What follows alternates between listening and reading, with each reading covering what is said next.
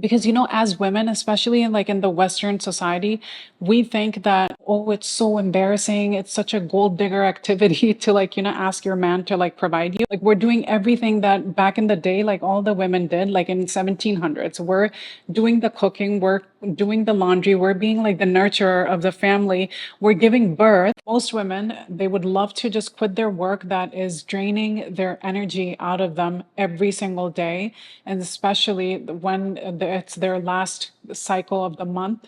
It's just like so stressful and difficult for us to really go out there and face people and do all of the things that we don't want to do. Having work is a necessity and it's a blessing. Quitting your work is not an option for many women. And so I make this video for those women who want to still work, keep working their 9 to 5 until they figure out what to do, or someone who has a very stressful business or something and they still want to tap into their femininity even while working. So in this video, that's exactly what I want to share with you. Before we jump into the video, if you're new to this channel, I am Fariha, and I make videos to empower women in the workforce. Especially, I love working myself, and then so I love to see how I can make it better for myself and for other women. Like, how can we make working experience better? This channel is a safe space for women to talk about anything and everything that we struggle with. And yeah, so if you like that kind of stuff, then please subscribe down below and hit the notification so you get the notification whenever I post a new video. So the first thing is, of course, being in your feminine, even when the work is really stressful, is when you know that this work is optional. Like, you're only working because you choose to work. So that's one of the things that could keep you in this feminine energy, because if you want, you can always quit this work, right? How can we make this happen is, by, of course, if you have a husband or you have a boyfriend, then have him be the provider.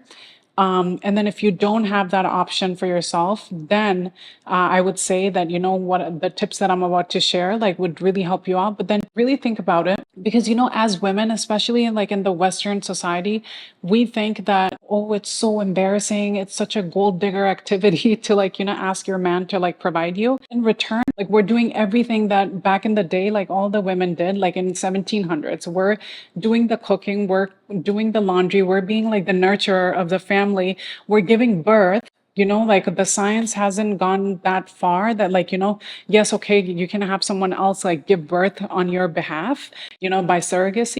That's not accessible to many women. Many women that are living a normal life. So what are we doing? We're doing everything that back in the day all the ladies used to do in 1700s.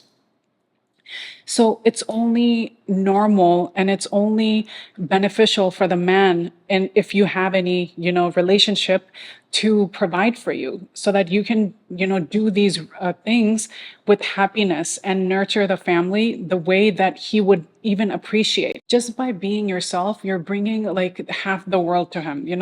So it's only fair that as a man, he provides for you, and it's not embarrassing or, gold digger feels if you're asking your man to provide for the family. And there is a sacrifice that you would have to make if, especially living under his means.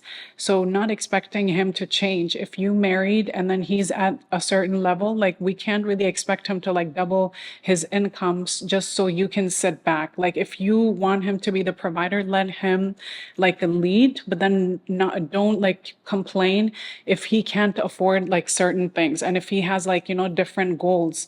So yeah, that's one thing. It's if you can live below his means, and that's what most women do, that are being provided for. It's not like everyone has this luxurious life. Everyone has different bracket that they fall in, and then they just choose to live happily in that bracket. In my channel, and my philosophy is that even if you're being provided for, a woman should always have her way of earning.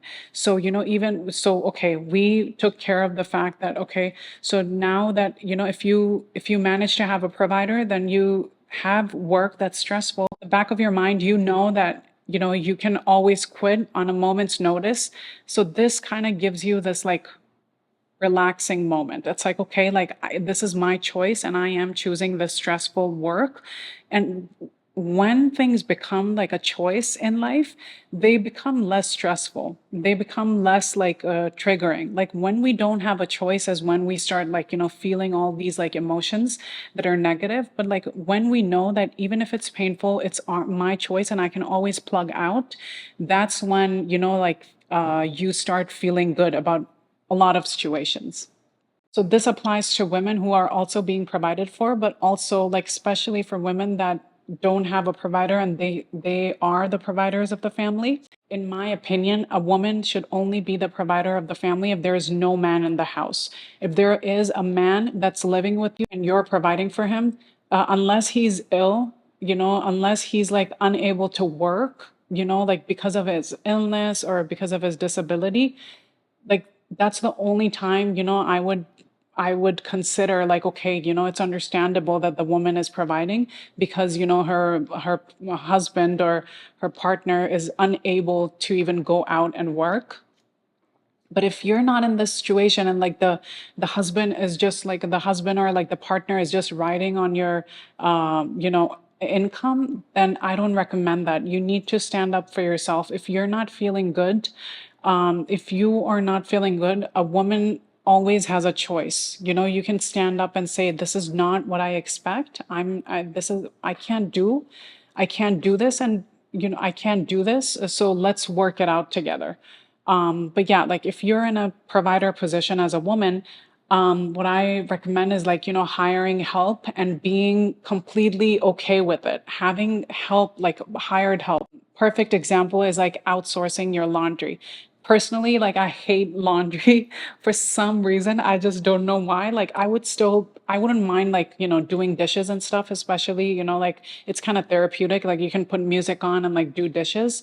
But like laundry is something I just can't wrap my head around. So like I told my husband from the get-go, like, this is something like I don't want to do ever. And then like, this is when we were in the US and and he's like, yeah, like, don't worry about it. Like, we'll outsource.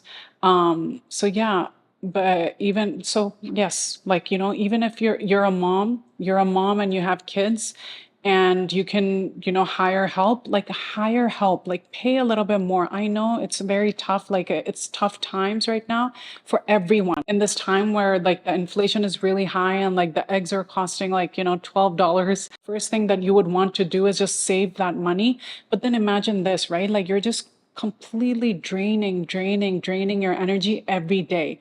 Your energy is worth way more than like that $100, $200, or $300 that you would pay monthly and then get things outsourced, like, getting your laundry outsourced, or at least getting like your home like deep cleaned.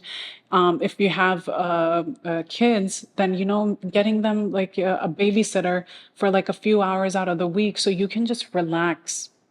This cushion of comfort you can provide for yourself by spending your money a little bit more. And once you start spending a little bit of money, like for providing yourself that comfort, you'll realize that you'll feel more creative. You're going to come up with ideas that are going to make you more money. I would recommend that you try it for like 2, 3 months and then see if it doesn't work, then at least what did you really lose? Like you just maybe lost like a few $1,000s, that few $1,000s, like you can easily make. So, really think about it. How can I really outsource things that I do not enjoy at home, at least, right? Like at work, like you don't really have a choice right now.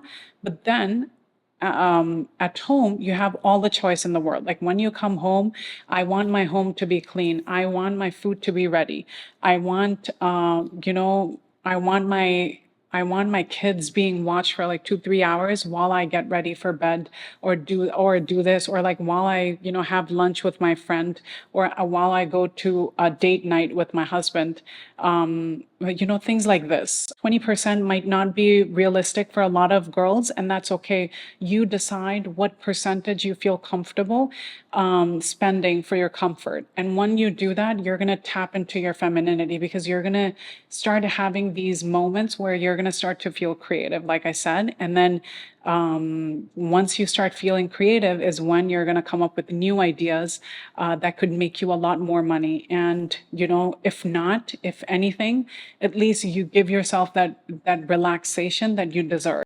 The third thing is pampering yourself like abundantly. So, for example, like getting your hair done, getting a haircut like every few weeks, getting getting cute dresses like every time, like maybe every 2 months, like getting yourself like a few cute dresses, like anything that makes you happy, and makes you feel creative and beautiful and glowy and whatever, get yourself those things. I used to think, oh, like all these makeup products are like not worth the investment. When I started like investing heavily into like beauty products and the dress, like anything that I found cute, I'll just buy. Like really, I started feeling more feminine and I started like tapping into the Fariha that I was like before kid. You tend to like tap into your masculinity for a second because in order to like keep that child alive, we need to be doing so many things, even if we don't want to. So for that, like we have to be generous with ourselves and like with the pampering that we desire and we want, go ahead and spend that because spending a few $100 extra monthly would not change like your financial outcome in the long run, but definitely would help you mentally and physically, because once you start dressing cute and wearing cute makeup, that's when you're going to realize, okay, like I need to start working out because like, okay, I want to look even cuter. Okay, I want to be walking more with these cute shoes. I want to do like a Pilates class or whatever. Okay, so Pilates is something I really swear by. Okay, so I'll show you something. Do you see this like muscle thing? The last time I worked out in December, the last time I worked out was in December, but I used to do Pilates, and Pilates really like stays with your body. I haven't worked out for like over 6 months and I still have muscles from Pilates, doing Pilates. Like Pilates is amazing. It can get really expensive, but it's worth the investment because first of all, you're going to have time for yourself. Then you're going to have, like a toned body. You're going to have a high energy. You have, time to like connect with like-minded people and girls. You're going to feel cute. Like it's just so many benefits altogether. So it's definitely worth that investment, and look at it like your investment in the long run, because if you have muscle mass right now, you're going to end up thanking yourself in the future, because as we get older, we need muscle mass more than anything else. So really being generous to yourself is what I would recommend, and that would help you like tap into your femininity. If you like this video, watch this next, and I'll see you in my next one. Bye bye. Oh, by the way,